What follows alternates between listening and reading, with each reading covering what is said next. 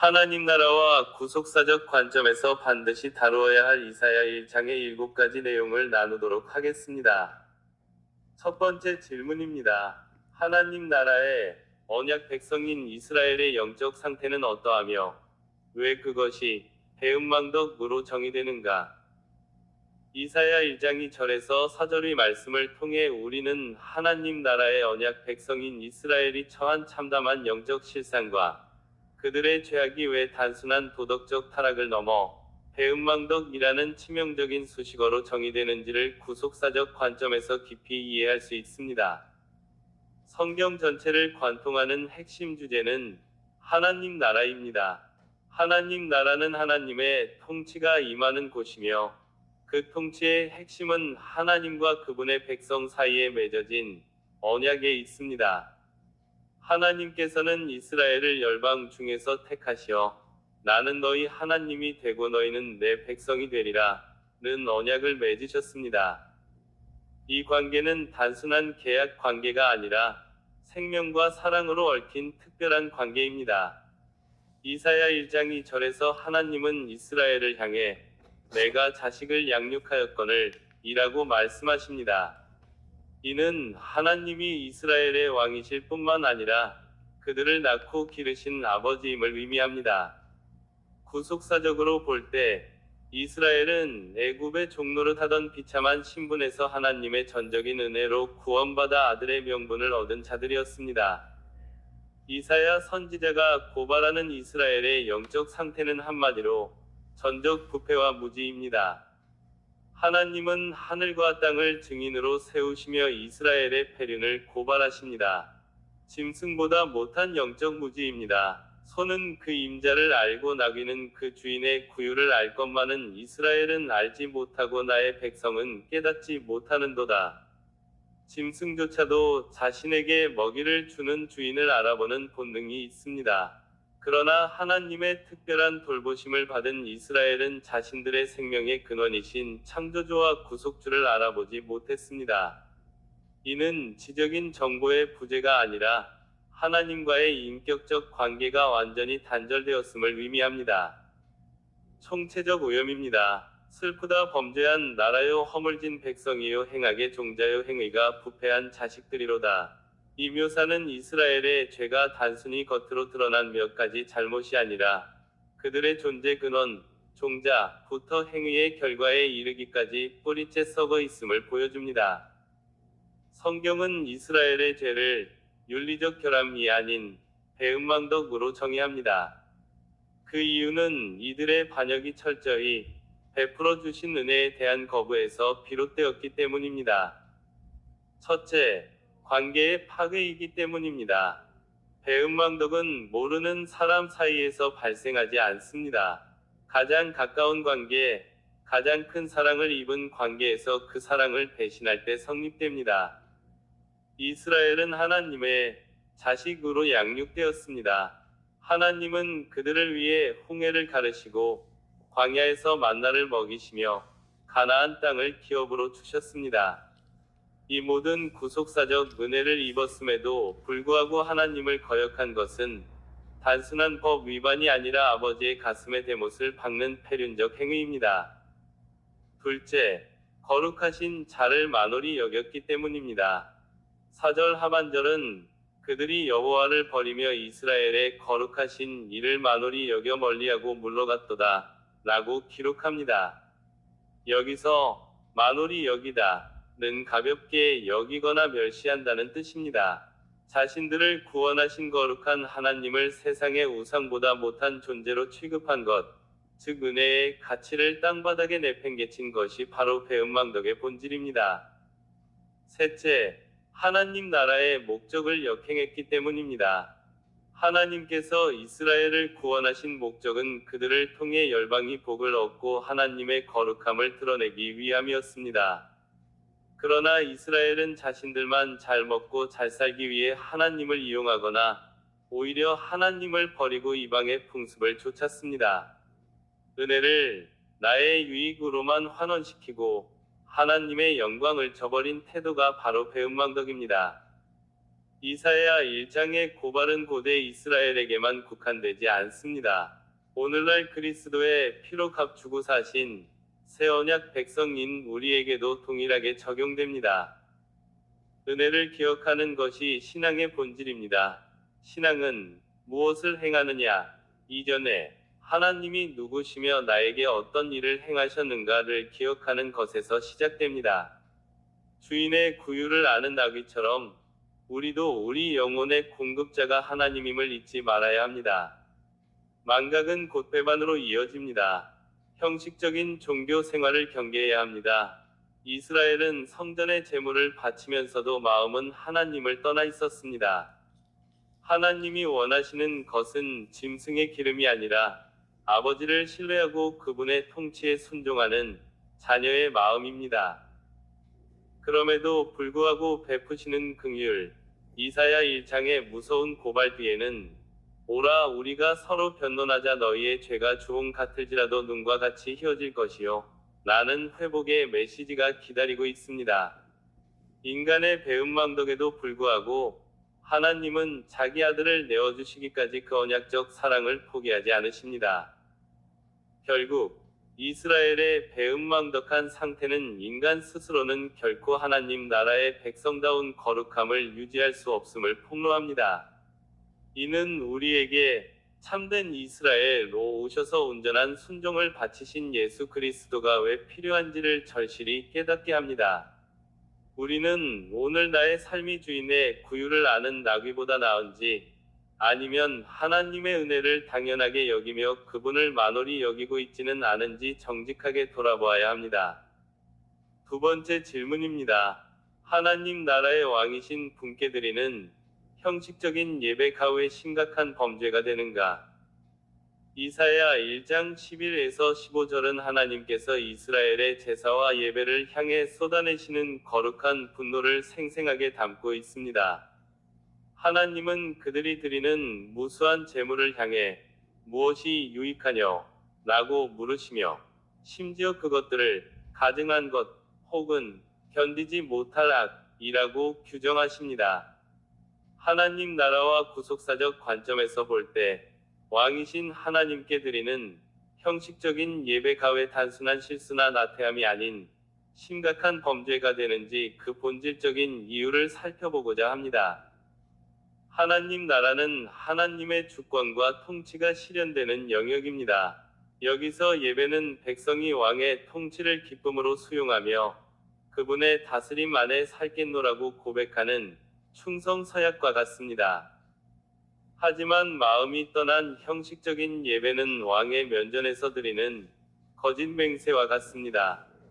이사야 시대 이스라엘 백성들은 성전 마당을 밟으며 제물을 드렸으나 그들의 삶은 하나님 나라의 법인 공의와 정의로부터 멀어져 있었습니다. 왕의 법을 어기면서 왕 앞에서는 경의를 표하는 척하는 행위는 왕을 기만하는 것이며 그분의 통치권을 조롱하는 행위입니다. 하나님 나라의 관점에서 예배자가 왕의 뜻, 곧 사랑과 정의를 거부하면서 제사라는 종교적 요식 행위에만 치중하는 것은 하나님을 우상과 같은 수준으로 격하하는 죄입니다. 우상은 뇌물만 주면 인간의 욕망을 들어주지만 하나님은 인격적인 관계와 순종을 요구하시기 때문입니다. 따라서 형식적인 예배는 살아계신 왕에 대한 인격적인 모독이자 반역입니다. 구속사는 타락한 인류를 다시 하나님의 형상으로 회복하여 하나님과 온전한 교제를 나누게 하려는 하나님의 거대한 프로젝트입니다. 하나님께서 이스라엘을 제사장 나라로 부르신 이유는 그들이 거룩한 삶을 통해 열방의 하나님의 성품을 드러내게 하기 위함이었습니다. 이사야 1장 15절은 너희의 손에 피가 가득함이라 고 지적합니다. 구속받은 백성의 정체성은 거룩함에 있는데 예배는 드리면서 손에는 불의와 압제와 탐욕의 피를 묻히고 있다면 그것은 구속의 목적 자체를 부정하는 것입니다. 예배는 죄인이 하나님의 은혜로 씻김을 받고 새 사람이 되어 세상으로 나아가는 회복의 정거장이어야 합니다. 그러나 형식을 면죄부 삼아 다시 죄를 지으러 나가는 통로로 삼는다면 그것은 그리스도의 보혈을 값싸게 만드는 일입니다. 구속사의 흐름 속에서 예배는 거룩한 변화의 수단이지 죄의 은폐, 수단이 되어서는 안 됩니다. 성경 전체를 관통하는 핵심 원리는 언약입니다. 나는 너희의 하나님이 되고 너희는 내 백성이 되리라. 는 언약은 상호 신뢰와 사랑을 기초로 합니다. 하나님은 자기 백성을 위해 모든 것을 내어주시는 신실함을 보이셨으나 백성들은 마음 없는 의식으로 하나님을 대했습니다. 이사야 1장 13절에서 성회와 아울러 악을 행하는 것을 내가 견디지 못하겠노라 고 하신 말씀은 마치 배우자가 외도를 일삼으면서도 기념일에는 비싼 선물을 사들고 와서 사랑한다고 말하는 상황과 같습니다. 이는 상대방에 대한 인격적 살인입니다. 형식적인 예배는 하나님과의 관계를 사랑의 관계에서 거래의 관계로 변질시킵니다. 내가 이만큼의 재물을 드렸으니 하나님은 복을 주셔야 한다. 는 식의 사고방식은 언약의 기초를 파괴합니다.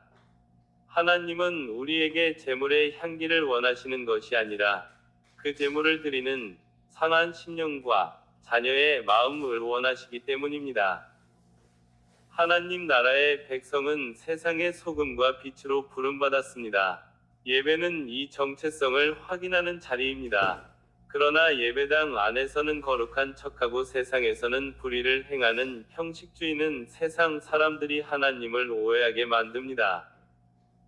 이사야가 지적한 대로 고아와 과부를 돌보지 않고 변론하지 않는 삶은 하나님 나라의 공의를 무너뜨리는 일입니다. 형식적인 예배자는 자신뿐만 아니라 다른 이들이 하나님께로 나아가는 문을 막아버립니다. 이것이 바로 하나님께서 그들의 기도를 듣지 않으시며 눈을 가리시겠다고 말씀하신 이유입니다. 예배가 삶과 분리될 때 그것은 더 이상 축복의 통로가 아니라 공동체를 무너뜨리는 독소가 됩니다. 오늘날 우리에게 이사야의 경고는 여전히 유효합니다. 우리는 주일에 교회에 앉아 찬양하고 헌금하는 것으로 내 신앙의 의무를 다했다고 착각하기 쉽습니다. 하지만 하나님은 우리의 노래소리보다 우리 손에 묻은 삶의 흔적을 먼저 보십니다. 예배는 삶의 결론이어야 합니다.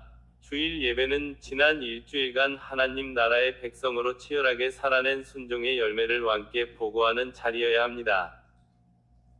회개가 없는 종교 행위는 기만입니다. 자신의 불의를 직면하지 않고 드리는 화려한 예배는 하나님을 불쾌하게 만드는 소음일 뿐입니다. 하나님은 인격적인 왕이십니다. 그분은 시스템이나 프로그램에 의해 움직이는 기계가 아닙니다. 그분은 우리의 중심을 꿰뚫어 보시는 인격적인 통치자이십니다. 결론적으로 형식적인 예배가 심각한 범죄인 이유는 그것이 왕의 통치를 거부하고 구속의 은혜를 값싸게 여기며 하나님과의 사랑의 관계를 종교적 거래로 전락시키기 때문입니다. 우리는 이사야의 외침을 통해 우리 자신을 돌아보아야 합니다. 너희는 스스로 씻으며 스스로 깨끗하게 하여 선행을 배우면 정의를 구하며 학대받는 자를 도와주며 고아를 위하여 신원하며 과부를 위하여 변론하라. 이것이 왕이신 하나님께서 진정으로 기뻐하시는 살아있는 예배의 시작입니다. 세 번째 질문입니다.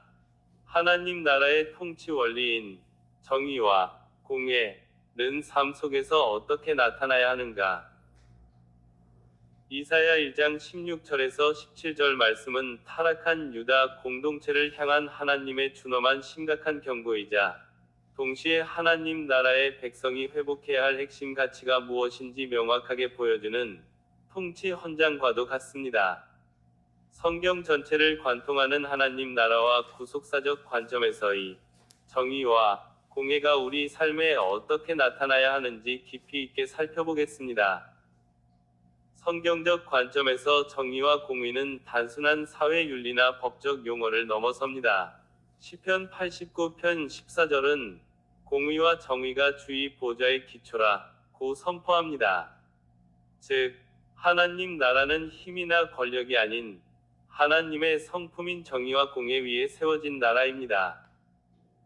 공의는 하나님과의 올바른 관계, 그리고 그 관계에서 비롯된 올바른 상태를 의미합니다. 구속사적으로 볼 때, 우리는 스스로 이 공의를 이룰 수 없었기에 예수 그리스도께서 우리를 대신해 십자가에서 하나님의 공의를 만족시키셨습니다. 정의는 그 올바른 관계가 사회적 실천으로 나타나는 것입니다. 억울한 사람이 없게 하고 연약한 자의 권리를 보호하는 구체적인 행동입니다. 하나님 나라의 통치는 보이지 않는 영적인 영역에만 머물지 않고 신자의 구체적인 삶의 양식을 통해 이 땅에 가시적으로 드러나야 합니다.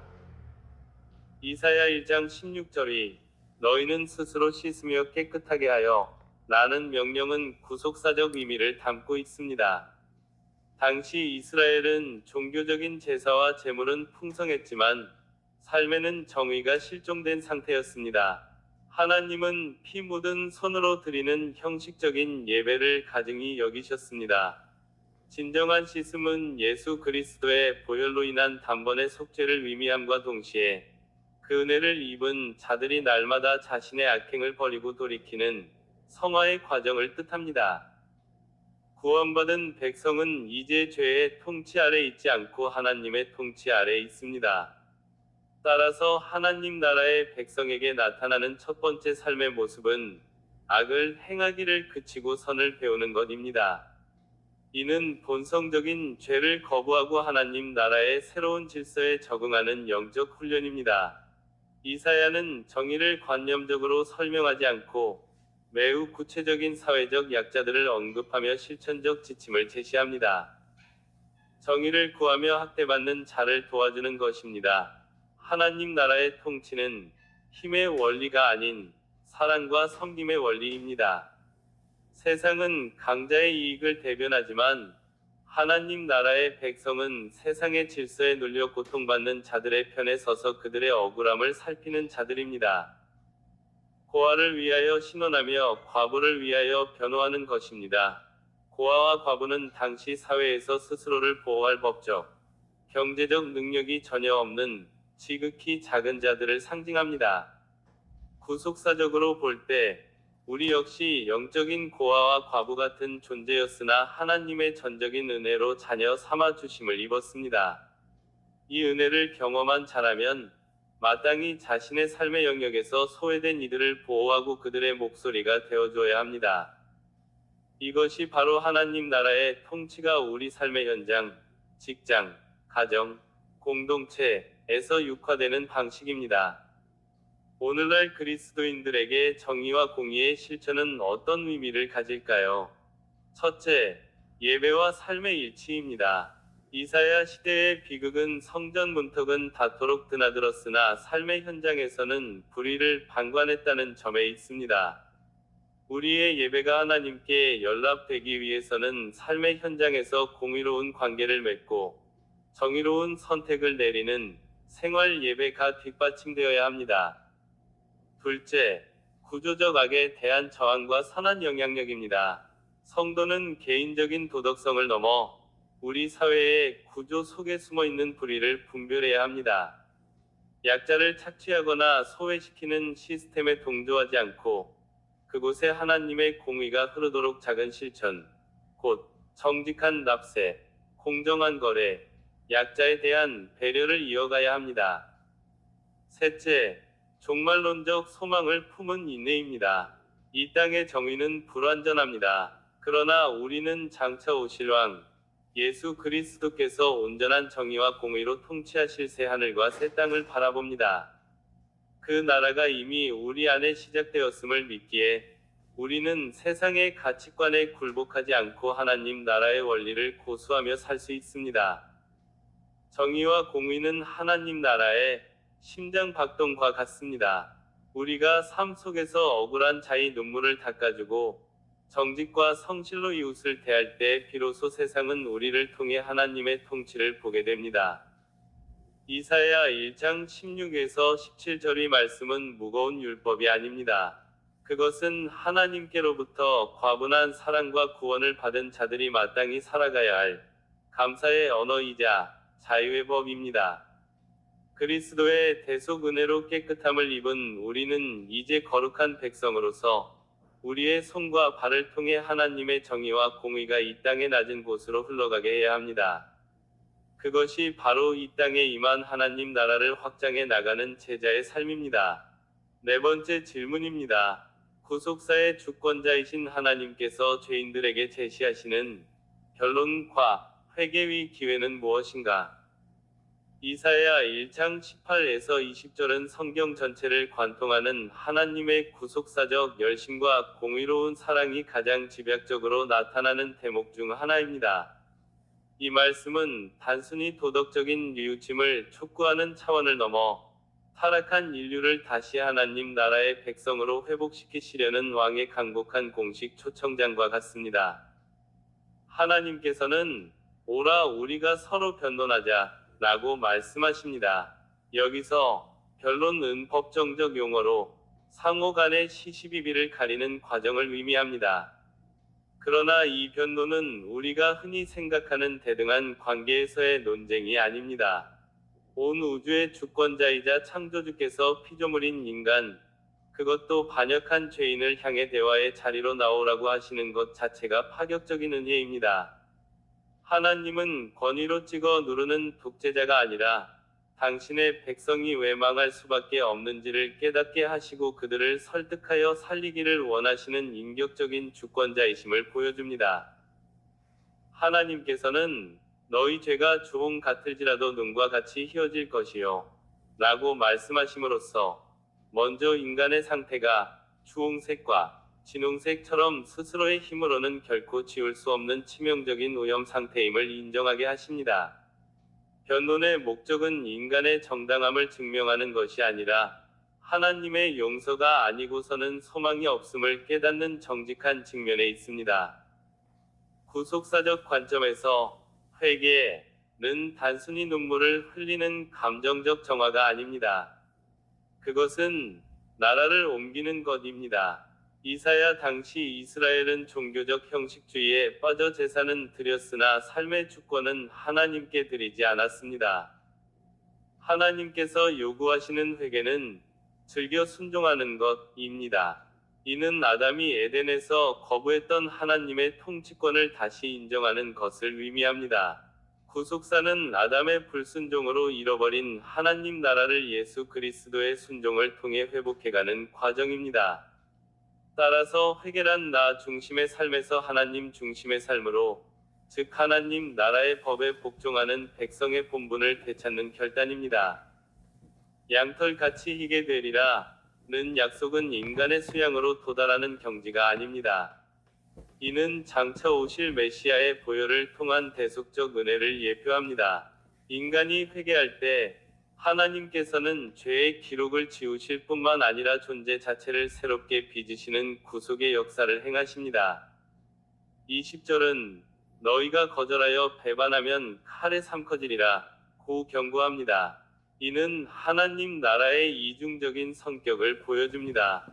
즐겨 순종하는 자에게 약속된 땅의 아름다운 소산은 아담이 누렸던 에덴의 풍요, 즉 하나님과의 온전한 교제 속에서 누리는 생명을 상징합니다. 구속사는 결국 우리를 이 풍성한 안식으로 인도하는 과정입니다. 반면 하나님의 변론을 거부하고 끝까지 반역의 길을 걷는 것은 스스로를 하나님 나라 밖의 심판 아래 두는 것입니다. 하나님의 공의는 죄를 묵인하지 않으십니다. 구속사는 은혜의 역사인 동시에 그 은혜를 거절한 자들에게는 공의의 심판이 엄중히 집행되는 준엄한 역사이기도 합니다. 오늘날 우리에게도 하나님은 여전히 변론의 기회를 주십니다. 이 말씀이 주는 교훈은 다음과 같습니다. 첫째, 하나님은 소통하기를 원하시는 아버지입니다. 우리가 죄 가운데 있을 때 하나님은 즉각적인 멸망이 아니라 대화를 요청하십니다. 자신의 비참함을 가지고 하나님 앞에 나아가 쏟아놓는 것이 회복의 시작입니다. 기도는 하나님과 변론하는 시간이며 그분의 관점에서 나의 삶을 재해석하는 시간입니다. 둘째, 회개는 구체적인 삶의 양식의 변화를 동반해야 합니다. 이사야 1장의 전후 문맥을 보면 하나님은 고아와 과부를 돌보고 정의를 행하라고 촉구하십니다. 하나님 나라의 백성은 종교적 의무를 다하는 것으로 만족하지 않고 세상 속에서 하나님의 성품, 공의와 사랑을 나타내야 합니다. 그것이 바로 즐겨 순종하는 삶의 실체입니다.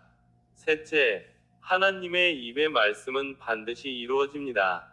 1장 20절의 마지막은 여호와의 입의 말씀이니라 고 끝납니다. 이는 이 약속과 경고가 변치 않는 진리임을 확증합니다. 역사의 주관자이신 하나님의 말씀은 결코 땅에 떨어지지 않습니다. 우리는 매 순간 하나님의 통치 아래 살고 있음을 기억하며 그분의 말씀에 민감하게 반응해야 합니다. 이사야 1장 18에서 20절은 심판의 먹구름 속에서 비치는 은혜의 서광입니다. 하나님께서는 죄인인 우리를 법정으로 부르시되 정죄하여 멸하시려는 목적이 아니라 용서하여 당신의 백성 삼으시려는 목적을 가지고 계십니다. 오늘도 구속사의 주권자이신 하나님은 우리에게 말씀하십니다. 당신의 주홍빛 죄를 가지고 나아오라고. 그리고 이제는 세상의 가치관이 아닌 하나님 나라의 법에 따라 순종하며 그 나라의 풍요를 누리라고 초청하십니다. 이 초청에 응답하여 즐겨 순종하는 자가 되는 것이야말로 인간이 누릴 수 있는 가장 큰 복이자 구속사의 영광에 참여하는 유일한 길입니다. 다섯 번째 질문입니다. 거룩한 도성 예루살렘이 창녀와 살인자 위 소굴로 타락한 근본적인 원인은 무엇인가? 이사야 1장 21절에서 23절에 묘사된 예루살렘의 타락은 단순히 한 도시의 도덕적 해이를 넘어 하나님 나라의 통치 원리가 무너지고 언약 관계가 파기된 구속사적 비극을 보여줍니다. 신실하던 성읍이 어찌하여 창녀가 되었는고, 라는 선지자의 탄식은 하나님과 이스라엘 사이의 특별한 관계가 어떻게 변질되었는지를 적나라하게 드러냅니다. 하나님 나라의 관점에서 예루살렘은 단순한 수도가 아니라 하나님의 보좌가 있는 곳이며 그분의 공의와 정의가 온 세상으로 흘러가는 진원의 지였습니다. 그러나 본문은 예루살렘을 창녀라고 부릅니다. 성경적 맥락에서 음행은 하나님 외에 다른 대상을 위지하고 사랑하는 영적 배교를 의미합니다. 예루살렘이 창녀가 되었다는 것은 하나님과의 언약을 깨뜨렸음을 의미합니다. 그들은 하나님의 통치 아래 머무는 것보다 주변 강대국의 군사력을 의지하거나 가나안의 풍요를 약속하는 바알 숭배의 가치관을 수용했습니다. 마음 중심에서 하나님을 왕으로 모시지 않을 때 그 성읍은 가장 거룩한 곳에서 가장 타락한 곳으로 전락하게 된 것입니다. 이는 오늘날 우리에게도 동일하게 적용됩니다. 하나님 나라의 백성이 하나님보다 세상의 가치와 물질을 더 신뢰할 때 그것이 바로 타락의 시작점입니다. 이사야는 과거 예루살렘에 정의가 충만했고 공의가 그 가운데 거했다고 회상합니다. 하지만 이제는 그곳이 살인자들 위 처소가 되었습니다. 여기서 살인은 단순히 물리적인 목숨을 뺏는 행위만을 뜻하지 않습니다. 하나님 나라의 통치 기준인 공의를 저버림으로써 사회적 약자들을 압제하고 그들의 생존권을 박탈하는 모든 구조적 악을 포함합니다. 구속사적으로 볼 때 하나님께서 이스라엘을 출애굽시키시고 가나안 땅에 심으신 목적은 열방과 다른 거룩한 나라를 세우기 위함이었습니다. 그 거룩함의 증거가 바로 사회적 약자에 대한 배려와 정의로운 판결이었습니다. 그러나 예루살렘의 지도자들은 이 사명을 망각했습니다. 공의가 사라진 자리에 탐욕이 들어찼고 그 결과 생명의 도시 예루살렘은 죽음의 냄새가 진동하는 살인자의 소굴이 된 것입니다. 22절은 예루살렘의 타락을 상징적인 비유로 설명합니다. 내 은은 찌꺼기가 되었고 내 포도주에는 물이 섞였도다.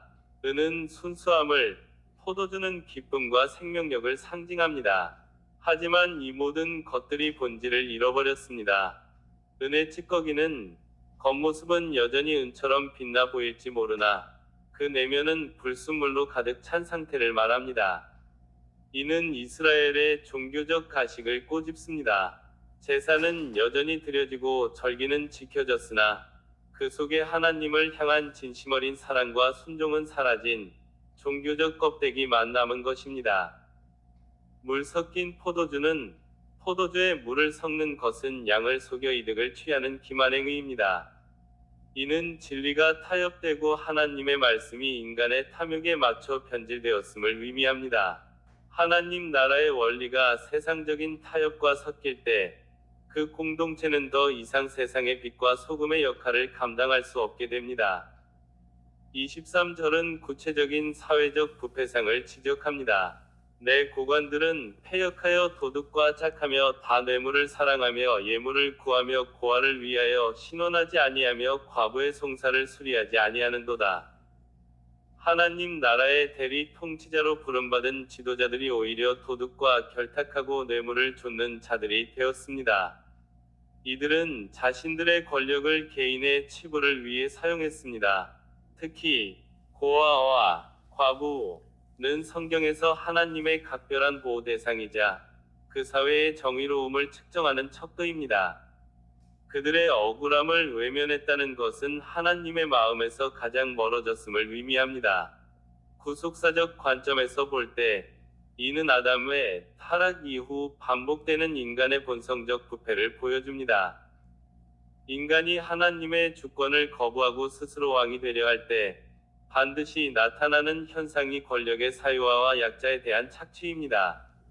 예루살렘의 지도자들은 메시아적 통치의 모형이 되어야 했음에도 불구하고 오히려 심판의 대상이 되는 비극을 맞이한 것입니다. 이 무서운 고발의 끝은 절망이 아닙니다. 이사야 1장의 뒷부분은 하나님께서 이 찌꺼기를 다 녹여내시고 다시 신실한 성읍으로 회복시키시겠다는 약속으로 이어집니다. 첫째, 거룩함의 본질은 관계에 있습니다. 우리가 하나님과의 신실한 관계를 놓칠 때 우리의 삶은 언제든 창녀와 같은 영적 간음의 길로 빠질 수 있음을 경계해야 합니다. 둘째, 신앙은 삶의 공의로 증명되어야 합니다. 예배당 안에서의 경건이 세상에서의 정의로운 삶, 특히 소외된 이들을 향한 긍휼로 이어지지 않는다면 그것은 하나님께서 역겨워하시는 찌꺼기 은혜에 불과합니다. 셋째, 참된 회복은 오직 하나님의 열심으로 이루어집니다. 타락한 예루살렘을 스스로 정결케 할 힘이 없습니다. 그래서 하나님께서는 구속사의 정점에서 참된 예루살렘의 주인이신 예수 그리스도를 보내셨습니다. 그리스도만이 우리 속의 찌꺼기를 제하시고 우리를 다시 위의 성읍으로 빚으실 수 있습니다. 우리는 오늘날 거룩한 도성으로 부름받은 교회와 성도입니다. 예루살렘의 타락을 거울 삼아 우리 안에 섞인 세상의 물을 쏟아버리고 오직 하나님의 공의와 정의가 흐르는 신실한 공동체로서 가야 할 것입니다. 여섯 번째 질문입니다. 하나님 나라의 회복을 위한 심판적 정화 과정은 어떻게 이루어지는가? 이사야 1장 24절에서 26절에 나타난 심판적 정화는 단순히 죄에 대한 형벌을 넘어 하나님 나라의 통치를 온전히 회복하시려는 하나님의 강력한 열망과 구속사적 경륜을 담고 있습니다. 이 과정을 하나님 나라와 구속사의 관점에서 깊이 있게 살펴보겠습니다. 이사야는 심판을 선포하기 전 하나님의 명칭을 주 만군의 여호와 이스라엘의 전능자라고 선포합니다. 이는 심판이 우연한 재난이 아니라 온 우주의 통치자이신 분이 직접 개입하시는 공적인 통치 행위임을 시사합니다. 하나님께서 심판을 결심하신 동기는 내 대적에게 보응하여 내 마음을 편하게 하겠고 라는 표현에 나타납니다. 여기서 대적은 외방 민족만을 의미하지 않습니다. 하나님 나라의 백성임에도 불구하고 공의를 저버리고 우상 숭배와 불의를 행한 이스라엘 지도자들과 백성들이 그 대상입니다. 하나님은 당신의 나라가 부패한 상태로 방치되는 것을 견디지 못하시는 거룩한 열심을 가지고 계십니다. 따라서 심판은 파괴 자체가 목적이 아니라 하나님의 거룩한 통치를 방해하는 요소를 제거하여 하나님의 마음을 시원케 해드리는 과정입니다. 25절에서 하나님은 내가 또 내 손을 내게 돌려 내 찌꺼기를 잿물로 씻듯이 맑게 녹이며 내 혼잣물을 다 제하여 버리고 라고 말씀하십니다. 이는 금속을 정련하는 재련소의 이미지를 사용한 것입니다. 하나님 나라의 백성 안에 섞여 있는 불순물, 즉 교만, 탐욕, 형식적인 예배, 그리고 사회적 약자를 압박하는 불의를 도려내시는 과정입니다. 용광로의 불은 뜨겁고 고통스럽습니다. 이스라엘에게 닥칠 바벨론 포로나 국가적 재난은 분명 뼈아픈 심판입니다. 그러나 구속사적 관점에서 이 불은 소멸하는 불이 아니라 정화하는 불입니다. 금에서 불순물을 분리해내듯 하나님은 심판이라는 도구를 통해 당신의 백성을 다시 순결하게 빚으십니다.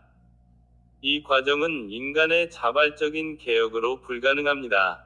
하나님께서 직접 손을 대셔야만 온전한 정화가 일어납니다. 이는 장차 오실 예수 그리스도를 통해 우리의 근본적인 죄를 씻으실 구속사의 정점을 예표합니다. 심판의 최종 목적지는 26절에 명확히 제시됩니다. 내가 내 재판관들을 처음과 같이 내 모사들을 본래와 같이 회복할 것이라. 하나님 나라의 핵심은 공의와 정의입니다. 타락한 예루살렘은 재판관들이 뇌물을 받고 모사들이 악을 꾀하는 곳이 되었습니다.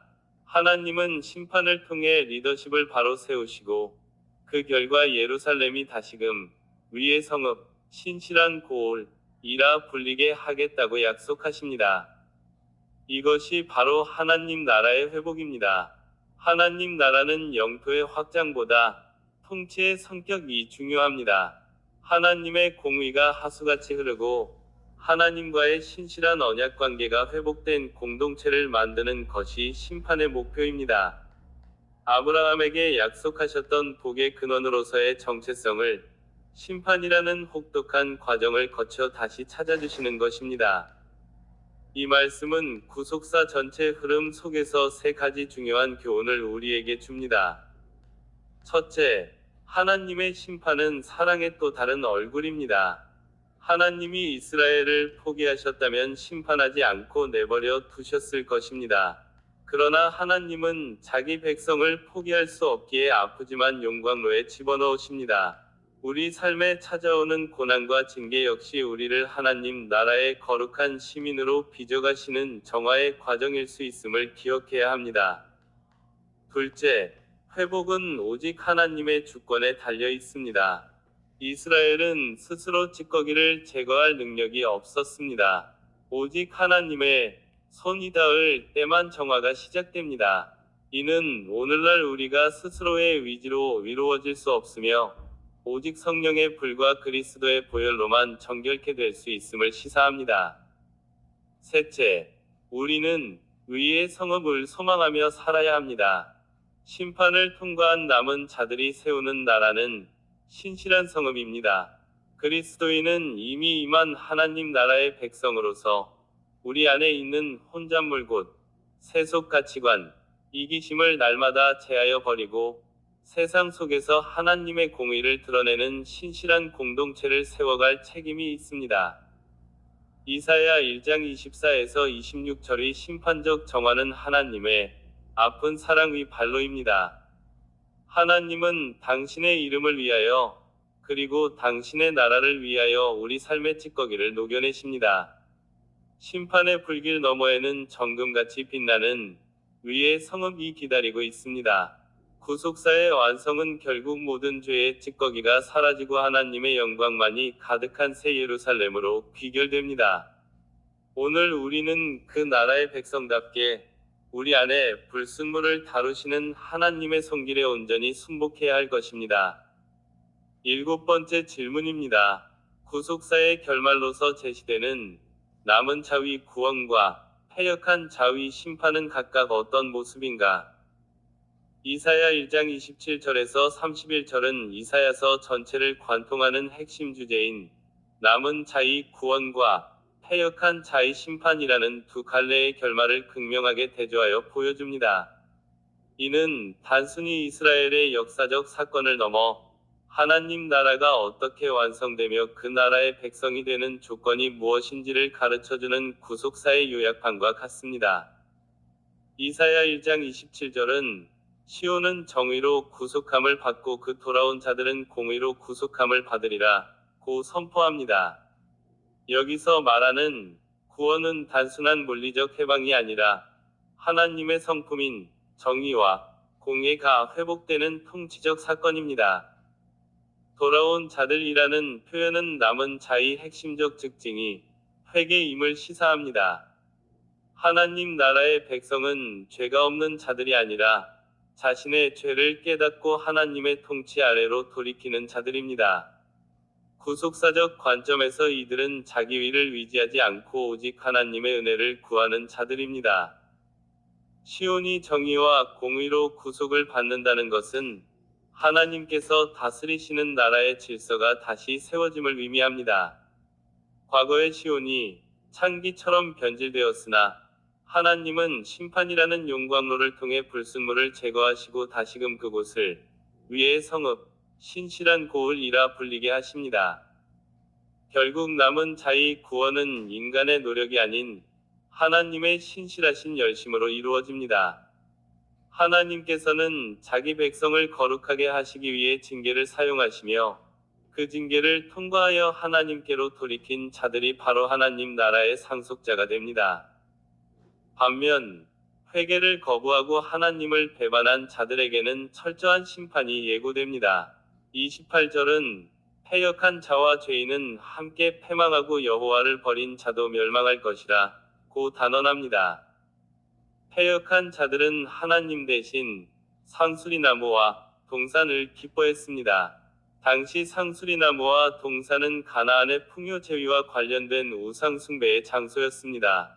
이들은 생명의 근원이신 하나님을 버리고 물질적 풍요와 세상의 힘을 상징하는 우상을 선택했습니다. 구속사의 마지막 날에 이들이 위지했던 우상들은 아무런 힘을 발휘하지 못합니다. 오히려 그들이 기뻐했던 그것들이 그들에게 수치와 부끄러움을 안겨줄 것입니다. 이는 하나님 없이 스스로를 보존하려 했던 인간의 모든 시도가 얼마나 덧없는지를 보여줍니다. 30절과 31절은 심판의 모습을 생생하게 묘사합니다. 잎사귀 마른 나무 같고 물 없는 동산 같아진 그들은 결국 스스로 만든 우상과 죄악 이불티가 되어 함께 타버리게 됩니다. 심판은 외부에서 주어지는 벌이기도 하지만 본질적으로는 하나님을 떠난 존재가 맞이하게 되는 당연한 소멸의 과정입니다. 이 말씀이 오늘날 우리에게 주는 구속사적 교훈은 매우 엄중하면서도 소망적입니다. 첫째, 구원은 하나님의 공의를 만족시키는 방식으로 이루어집니다. 하나님은 죄를 눈감아주심으로 구원하시는 분이 아닙니다. 이사야서 전체가 예표하듯 장차 오실 메시아가 하나님의 공의를 온전히 이루심으로써 우리는 공의로 구속함을 입게 됩니다. 구속사는 하나님의 사랑과 공의가 십자가에서 만나는 여정입니다. 둘째, 하나님 나라의 백성은 끊임없이 돌이키는 자여야 합니다. 심판의 경고는 멸망을 위한 것이 아니라 회개를 촉구하시는 하나님의 사랑의 음성입니다.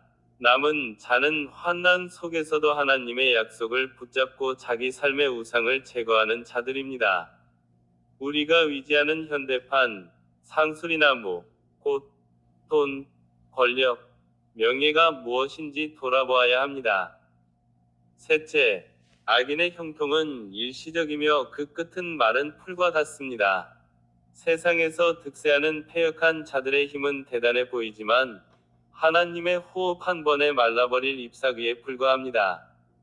구속사의 최종 승리는 오직 여호와 하나님과 그분의 통치에 순복하는 자들에게 있습니다. 이사야 1장의 마지막은 시온의 회복과 악인의 멸망이라는 두 갈래 길을 제시하며 독자에게 결단을 촉구합니다. 하나님 나라는 정의와 공의가 강물처럼 흐르는 곳입니다. 그 나라에 참여하기 위해 우리는 여호와를 버린 자의 길에서 떠나 하나님의 구속하시는 은혜 안으로 깊이 들어가야 합니다. 심판의 불이 임할 때 우리가 위지했던 우상과 함께 타버릴 것인가? 아니면 하나님의 연단 속에서 정금같이 나와 시온의 영광에 참여할 것인가? 이사야의 선포는 오늘날 우리에게도 동일하게 적용되는 구속사에 준엄한 질문입니다. 감사합니다.